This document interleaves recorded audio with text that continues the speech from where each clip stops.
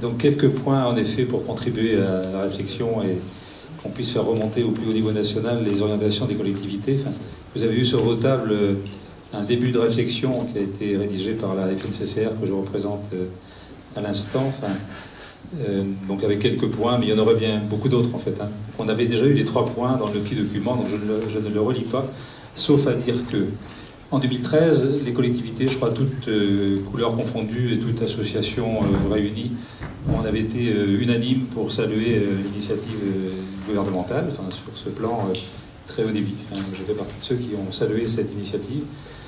Non, bien sûr, on était unanimes, je crois qu'on était unanimes à l'avoir salué, enfin, et qui a donné un vrai souffle, un nouveau souffle un petit peu au réseau public, enfin, notamment sur la fibre et sur le très haut débit. Enfin, et aujourd'hui,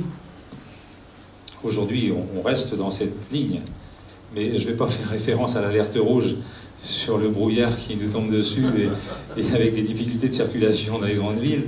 Le souffle, attention, parce que pour respirer, il faut alimenter régulièrement la machine. Enfin, et je sens, moi, alors c'est pas intuitif, hein, j'observe, je sens pas une fatigue, mais une forme de lassitude un peu. Je sens qu'au niveau collectivité, alors je dis ça, je n'ai pas d'éléments, contrairement à tout à l'heure où j'avais des éléments chiffrés. Là, c'est de l'intuition, mais je sens, et là, il faut faire attention aux intuitions. Je sens de la part des collectivités un peu de fatigue, c'est parce que le temps passe, enfin, et comme on l'a dit ce matin, on est souvent trop pressé peut-être, donc il faut réguler tout ça, il faut avoir le bon équilibre. Enfin, mais aujourd'hui, il faut qu'on passe à l'action. Alors, certains l'ont déjà fait, enfin, d'autres sont quand même un peu éloignés de l'action, hein, parce que l'image française est assez diverse et complexe. Hein. Moi j'ai la chance d'être habitant et élu de la Manche, où objectivement on a pris des initiatives, on avance, on travaille, et les citoyens sont plutôt globalement contents. Enfin, je dis globalement contents, parce que ceux qu'on entend, c'est ceux qui ne le sont pas, mais on ne va pas se plaindre non plus. Et nous on avance, mais moi j'ai un regard auprès de mes collègues, auprès de en tant qu'FNCCR, on observe un peu ce qui se passe au niveau national, et au niveau de l'AVICA, on en parle régulièrement. Enfin, donc, quand je dis fatigue, c'est surtout pas pour avoir un discours négatif et pessimiste, surtout pas, mais c'est simplement pour alerter et dire attention, attention. Et quand je dis ça, ça veut dire que c'est sans doute un peu comme dans le monde de l'entreprise, on a besoin de confiance. Et moi, je rêve, alors je ne devrais pas dire ça, parce que nous sommes dans une république décentralisée, c'est la Constitution qui le dit. Et les collectivités agissent pour le compte de l'État, dans bien des domaines. Dans bien des domaines, il y a eu des transferts de compétences, enfin, et ensuite, les maires il y a des nouveaux maires dans quelques temps, ils sont aussi les représentants de l'État, etc., sur des domaines, état civil ou autre. Enfin, je veux dire qu'il y a le plus gros actionnaire de nos RIP, c'est l'État, d'une certaine manière, quoi. Et on voit bien dans les investissements et dans l'impact emploi, les collectivités, sans les collectivités, il n'y aura pas de réussite du plan très haut débit au niveau national. C'est clair. Donc il faut qu'on invente un système vertueux où l'État et les collectivités, parce qu'on partage, j'espère, évidemment, les mêmes orientations.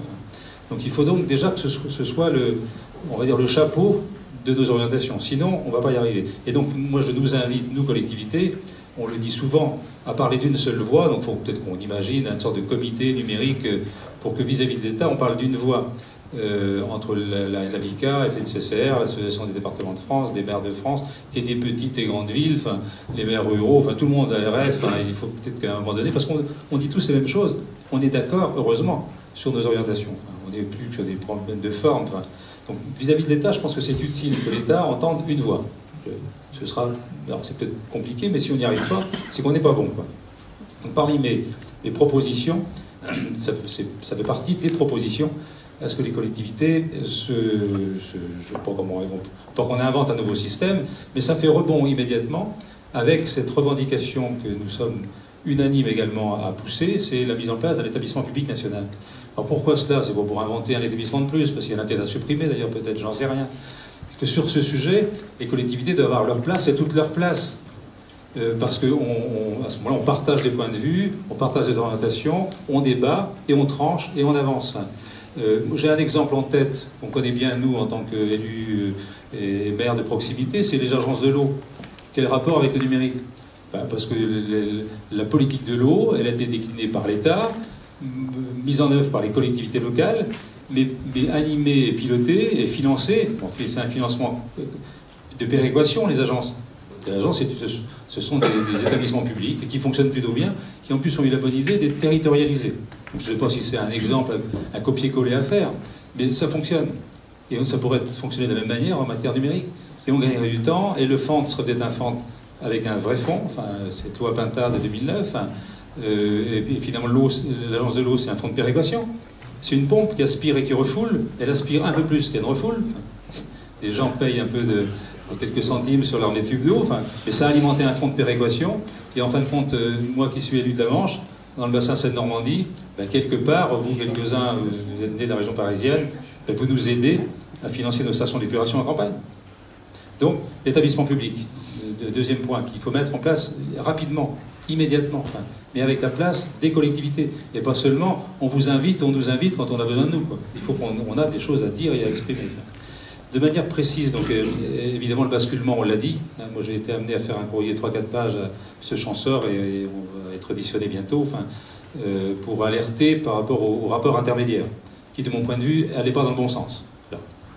Toujours pareil, si on réagit vite, moi je fais confiance, hein, parce que la confiance doit aller dans les deux sens, je pense que ça va être rectifié, et qu'en effet, on va nous donner les modalités de, je dis ça en souriant, les modalités de basculement, de migration, enfin, et ça c'est urgent, pour donner confiance aux collectivités, à nos financeurs, et à l'ensemble de l'écosystème numérique. Enfin, sinon, on perd du temps et on perd de l'argent. Enfin, donc le basculement, c'est indispensable. Enfin, on l'a évoqué, les histoires de RIP 1 et RIP 2. Alors moi, je ne suis pas technicien, mais quand j'ai vu alors la France, qu'est-ce qu'on est compliqué, quoi.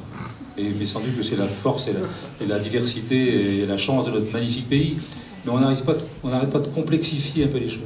Aujourd'hui, bon, on a inventé ce système-là, mais ne pénalisons pas celles et ceux qui ont eu un temps d'avance il y a 10 ans, et heureusement qu'on a des réseaux de collecte, enfin, qui sont indispensables pour passer au stade suivant de FTTH. Donc trouvons l'ingénierie et la méthode pour ne pas doublonner. Enfin, qu'est-ce que c'est? Qui a eu cette idée géniale que de se poser ces questions qui vont nous faire perdre du temps?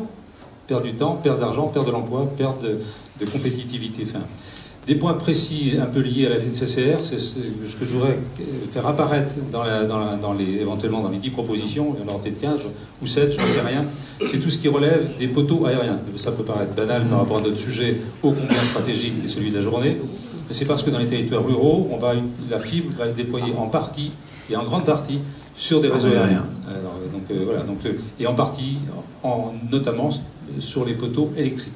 Donc il y a des conditions, la FNCCR a lancé une étude, enfin, il faut qu'on avance et qu'on agisse assez rapidement, enfin, pour qu'on puisse définir les modalités, mais qui seront des modalités techniques, mais aussi financières, pour que les collectivités s'y retrouvent. Parce que voilà, donc ça c'est un point peut-être marginal, mais qu'il ne faut pas négliger, parce que peut-être que 70% des déploiements se feront par aérien. Et dernier point, parce que je pense qu'on pourrait ne pas l'évoquer, ça a été indiqué tout à l'heure par GDF Suez, je crois, dans sa présentation. La prospective, ce seront les usages et les services adaptés à tout, l'économie locale, la santé, l'éducation, les citoyens. Enfin, ça va être majeur. Mais on va avoir une multitude, c'est déjà le tas de données. Et moi, je plaide, pareil, c'est intuitif, mais je sens que la gestion des données et la maîtrise des données publiques va être un sujet important. Alors c'est pas du tuyau, c'est pas des infras, bon, mais pensons-y maintenant à ce qu'on ait un travail de fond sur toutes ces données. Alors chacun va avoir envie de se les garder pour soi, parce que c'est une vraie valeur, ça, les données, évidemment. Enfin, mais ce serait pas mal que les collectivités aient un peu un regard politiquement parlant, parce que le sujet numérique, c'est d'abord un sujet politique. Avant d'être un sujet technique, financier. C'est d'abord un sujet politique.